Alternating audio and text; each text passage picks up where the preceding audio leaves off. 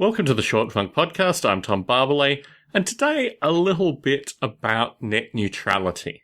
This is actually quite a concerning issue, and it comes from my experiences prior of Google blocking the Noble Ape website. I'll record a future Short Funk on this.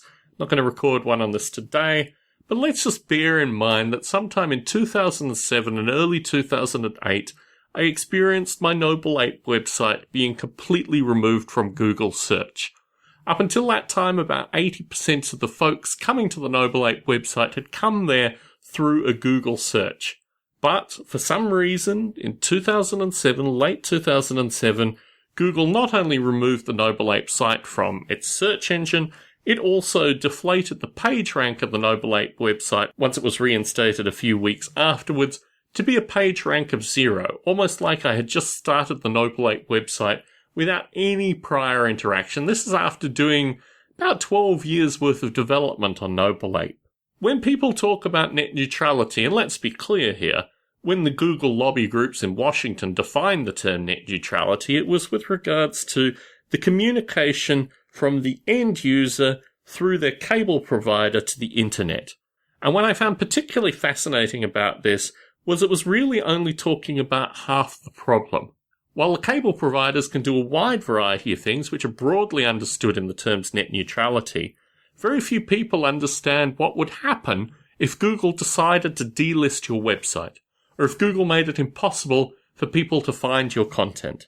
As a content producer, I sometimes wonder if Google is already curating content to avoid people from reaching my content. Or perhaps that some other content has some different priority, some different ranking, and for folks who are looking for my content, they might actually stumble across a wide variety of other content that has nothing to do with what people were searching for, but just was curated for them by Google. My experience with the delisting of the Noble Ape website and the amount of time and energy it took to get it relisted gave me a little taste of what the future might hold.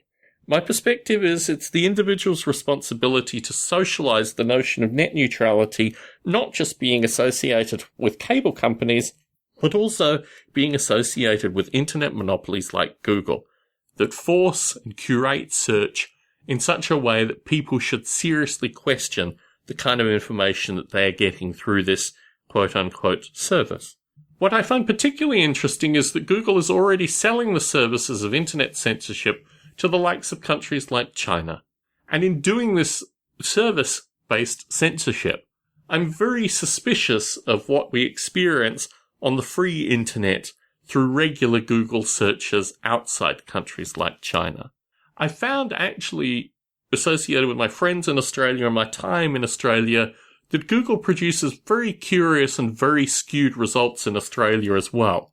And I do wonder whether Google offers its services quietly to certain countries and publicizes its services through other countries.